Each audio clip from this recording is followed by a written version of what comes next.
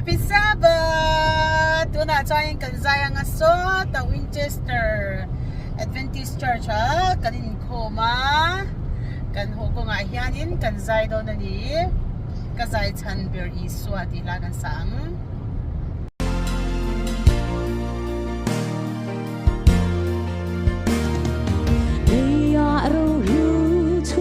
Zai ma se nông chân bùi giống sư ma se cây cây zai bùi tu lỡ ý xóa mình lu râu cha lệ lu doai ngai lâu tu ca zai thân ber ý xóa lu ber hi la ta ka eng ani phật lệ rồi môi phu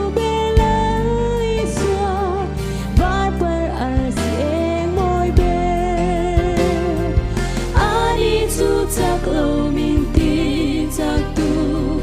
lung mình em tu cái lồng na bể tu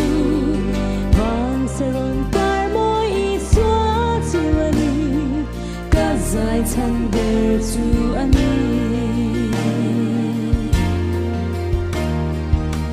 soi anh chưa thiếu lâu lăng anh chưa có về mi để xa chắc thiếu sẽ chưa rõ ràng ngày nông mắt linh lâu cây cà dài thân hiết lúc lâu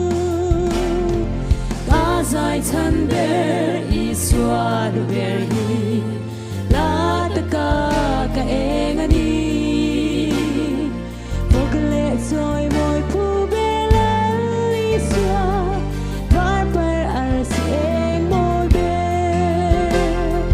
ani tu chắc lâu mình tin chắc tu lung mình em tu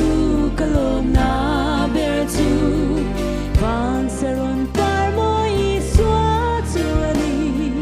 cả dài chân bể tu ani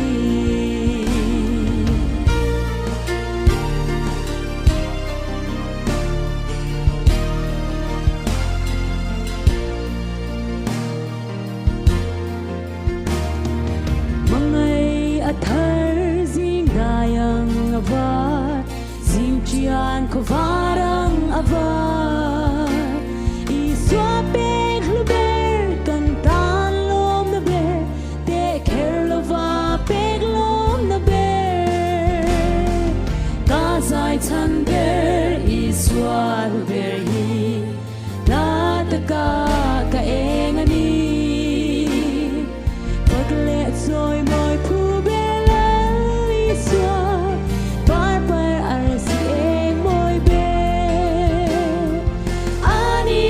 chắc lâu mình tin chắc tu lung mình em tu cái lồng na bể tu vang sờn par môi xóa tu ani cả dài chân bể tu